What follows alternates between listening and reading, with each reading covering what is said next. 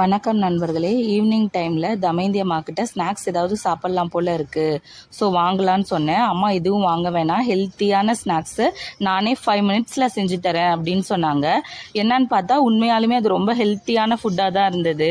1/2 kilo ragi மாவு எடுத்துக்கலாம், ஒரு 3 வெங்காயம் இல்லைன்னா 2 வெங்காயம் அரிஞ்சு போட்டுக்கலாம், கருவேப்பிலை போட்டுக்கலாம். கருவேப்பிலை இல்லை அப்படின்னா கருவேப்பிலை போட்டுக்கலாம். ஆனால் அம்மா என்ன சொன்னாங்கன்னா ஹெல்த்தியாக, ரொம்ப ஹெல்த்தியாக வேணும்னா முருங்கை இலையெல்லாம் போட்டுட்டு உப்பு போட்டு நல்லா தண்ணி ஊற்றி கரெக்டாக ஒரு சப்பாத்தி மாவு பதத்துக்கு அந்த மாதிரி நல்லா பிசைஞ்சிட்டு அழகாக அம்மா கல்லில் தட்ட ஆரம்பிச்சிட்டாங்க. தண்ணி தொட்டு தொட்டு தொட்டு அழகாக தட்டுறாங்க.